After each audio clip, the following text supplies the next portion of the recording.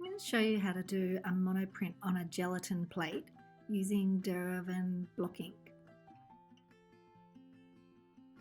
Roll out the ultra blue onto the plate. Grab your nasturtium leaves, or you might have some other leaves that you can use. This is what I had in my garden. And what you're going to do is press down as hard as you can, because you're going to use these leaves as a stamp in your final design. So be gentle as you're pulling them off and put them to one side. Now I've already rolled out the cool red, and now I'm just arranging the design for my final print. So you notice I used big and small to give it a bit more interest in the design. And now you just want to rub as hard as you can.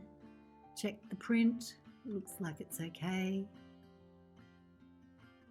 Pull off those nasturtium leaf stamps and you're left with an eye-catching monoprint.